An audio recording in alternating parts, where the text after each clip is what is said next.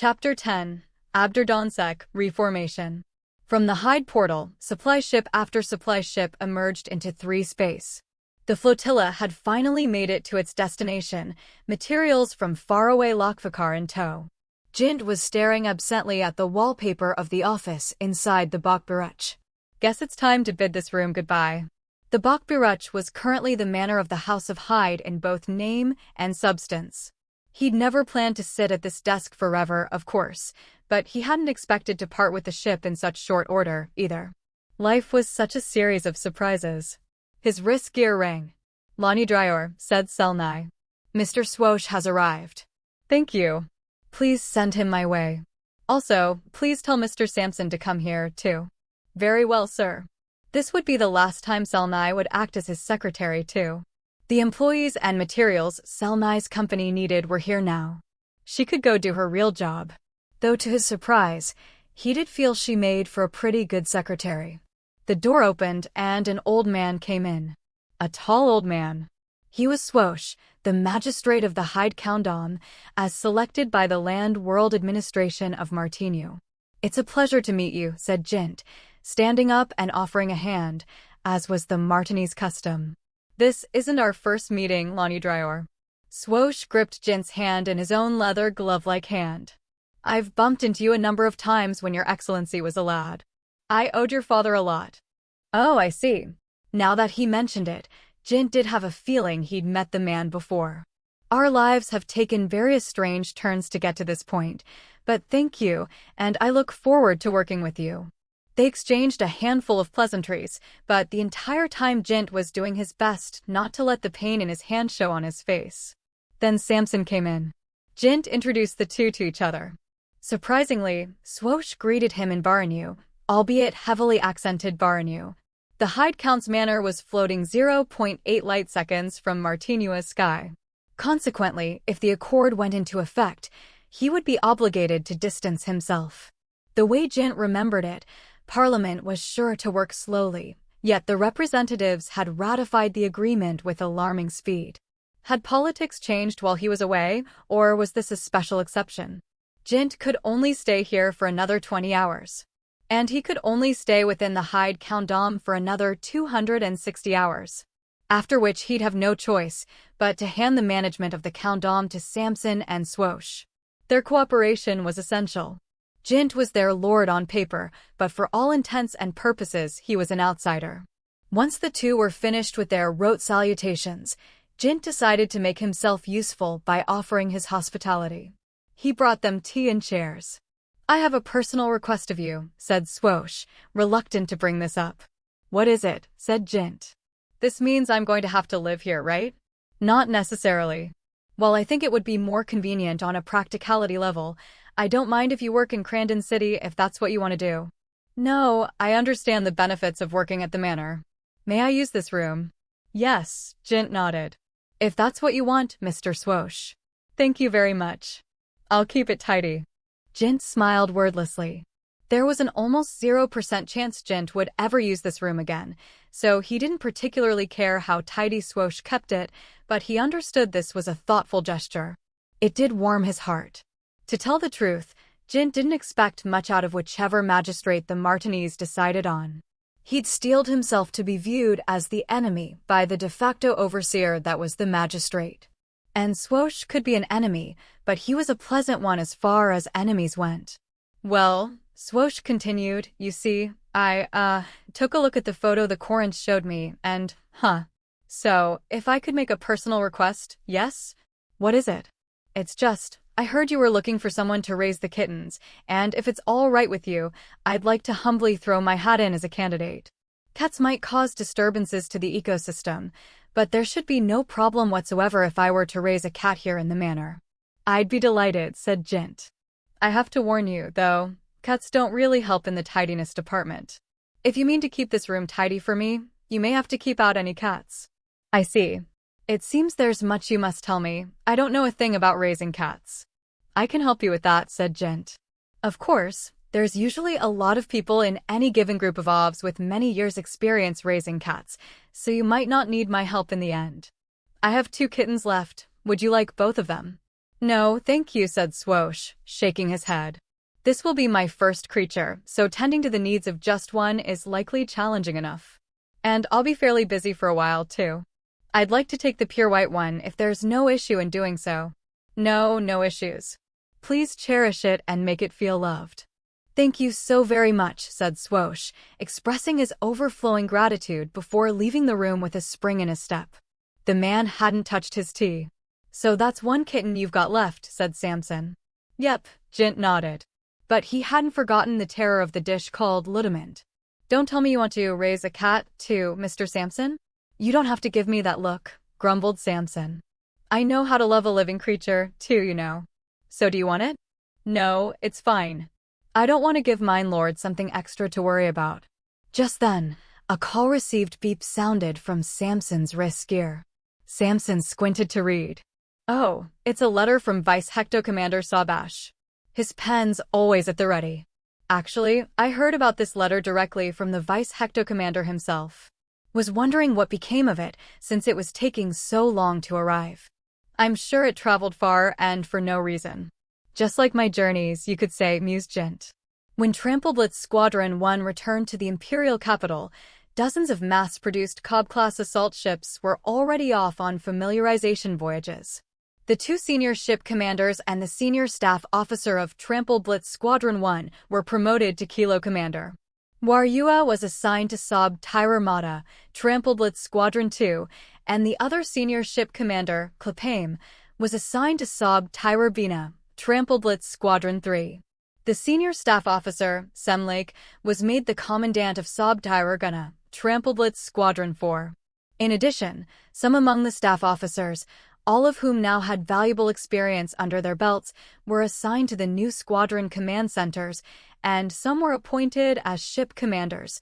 Those officers left the command center of Squadron 1. The ship commanders were allocated to the new squadrons as well. Not even Squadron 1's flagship, the Limcob, was able to stay with Squadron 1. Only Commandant Ados Raiwa was left at the Glagam Saber Tyrer Kasna, Trampleblitz Squadron 1 command center. And the Flickob was the only original ship that stayed in Squadron 1. As a matter of course, Ados Raiwa set up a provisional command center on the Flickob, but in this situation she was no different from a freeloader.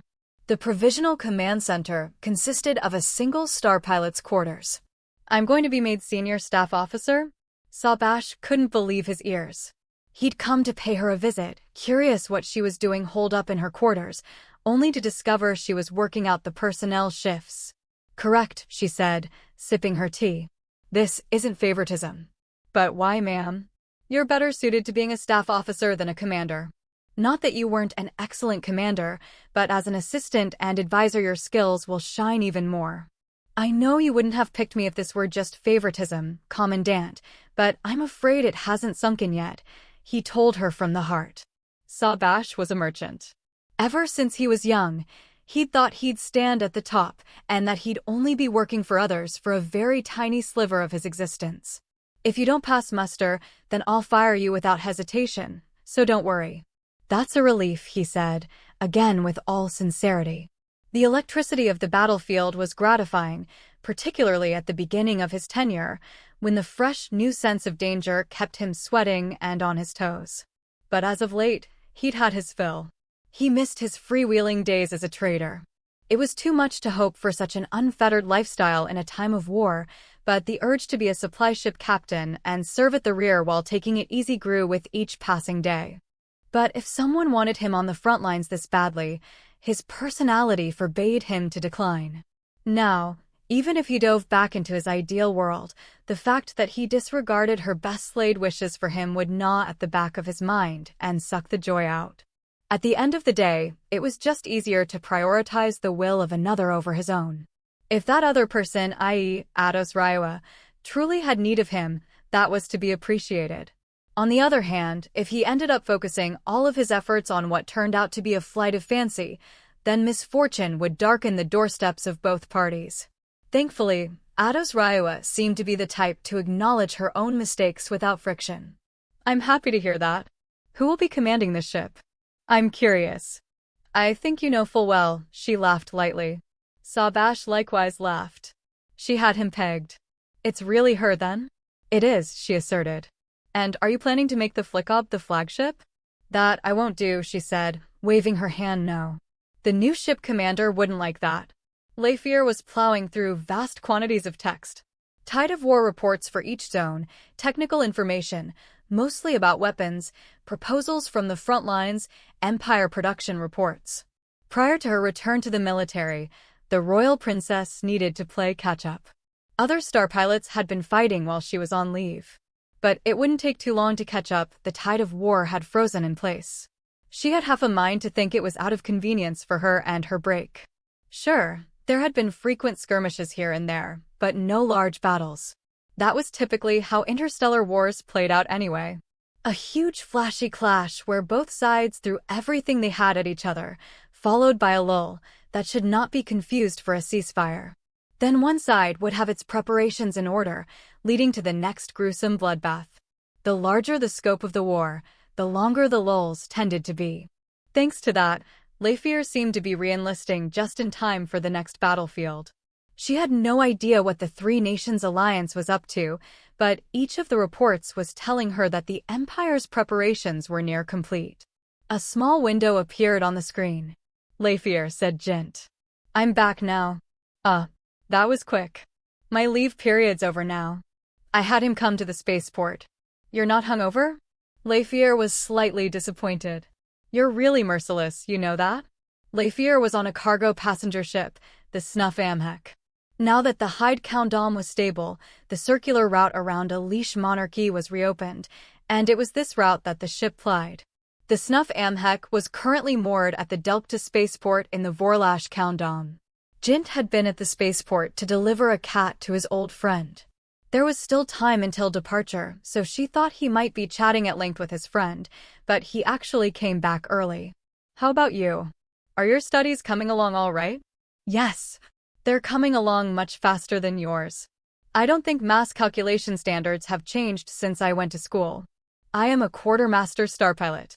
By the way, how are you for a tea break? That's a good idea. How surprising, coming from you. All right, coming through. The door opened that second, and he let himself in. A black and white kitten was perched on his shoulder. That leaves me with just this little guy to find a home for. Jint carried the kitten down to the chaise. Shall I adopt it? She said, voicing what had been on her mind for a while now. You don't mind. I don't think anyone would notice if the number of cats here increased by one. Sweet. Why don't you name it? This one's a lady cat, right? I don't think she's old enough to be called a lady, but yeah, she's a she. Would it make you uncomfortable if I named her Lena? Jint's expression was difficult to describe. But that's not an of name. Your name isn't an of name, either. Besides, her siblings probably haven't been given of names. One was probably given a Martinese name, the other a Delctonian name. Good point. So, is it okay with you? Do you dislike the idea? You can't do that, he grinned. I'll want to take her with me. That won't do. She's my cat. I won't let you get away with her. Right you are, Jint nodded. Lena. It's a nice name. Do you really mean that? I do. Do you not regret it? You mean how I decided not to stay on my home planet? Jint stroked Lena's fur. I've made up my mind not to regret it. You've seen my past. If I raise the floodgates on regret, there'll be no end to it. You're one of a kind, she said, her admiration quite genuine. Everyone knows regret doesn't help, but it's a rare feat to be able to successfully swallow it down. I just decided not to cry over spilt milk, he shrugged. That doesn't mean I'll actually be able to. But you don't have any regrets, right? I do. You? Regrets? Said Jint, amazed. I didn't know that. So even you can regret. I feel like you're mocking me right now. I'm not. Really. Now come on, let's head back. To the Star Forces we go. Because once again, it's the only place I have to return to. Yes, let's go back. For me, the Star Forces has been something like a home to me from the beginning, said Lefier. Incidentally, what happened to tea? How long do you intend to keep me waiting? Ekrua had been promoted from Vanguard Star Pilot to Deca Commander. It wasn't so much her work attitude on the Flickob, as it was her brush with death on the Bossroar that made the difference. She owed her promotion to wartime. If the Empire had been at peace, she would still have been a rearguard star pilot. She wasn't particularly moved by her promotion, though. She just thought that if she was going to be made a Deca commander, she'd have liked it to have come after frequenting a military academy. Who knew how many students' cats would be there to pet? Ekriwa had been given not just a high rank, but an advanced-level position. Deca Commander Idlia was now a vice hecto commander and the ship commander of one of the newly constructed warships, leaving Idlia's old position of vice commander cum navigator for Ekriwa to fill. It seemed there had been an unofficial announcement from the personnel department about using this opportunity to have Ekriwa experience being a gunner, but apparently, Sarah Rika, former ship commander, Sabash strongly opposed the notion. Ekriwa didn't particularly want to be a gunner, but she had no idea why Sabash had taken issue with it. Idlia was hardly the only star pilot to be shuffled around. There had been a mass shakeup in personnel. Even the clerk had moved out. Today, a new ship commander and clerk would arrive. They were gathered at the arrival deck for the gangway welcome. It was, of course, Ekriwa's job to gather everyone together. It was a strange feeling. At last, a small craft came side by side with the ship. The ship commander and clerk descended. A whistle was blown, and the star pilots saluted in unison. I am the ship commander officially appointed to this ship, Vice Hecto Commander Avrielsek ne Duberskirbear Perian Lamhair. It's a pleasure to be in your hands, greeted the new captain. I am the officially appointed clerk, Quartermaster Vanguard Star Pilot Lean Sayun Roke Dryor Hader Jeant. I'm going to be battling alongside them again, thought Ekriwa. Am I happy about that? Once the brief ceremony was over, Ekriwa dismissed the crew and then stared directly at Jint's face. What is it? Confusion crept on Jint's face. I told you we'd meet again. And soon. Oh yeah, you were totally right. And the cat? Sorry. I didn't bring him with me. Thought it'd be kind of selfish to take him into war, you know. Where's Mechanic Star Pilot Samson? At my Star Fief. He's got work there. What about your work there? I don't have any work to do there anymore. My battle's over. I plan to aid in the Empire's battle now. You were fighting? I guess. Did you win? I don't really know yet. Bring the cat. You just need to return it before we set sail. But I'm kind of busy, I'm your superior now. Aren't you mixing up the official and the private? So? Okay. Jint gave in.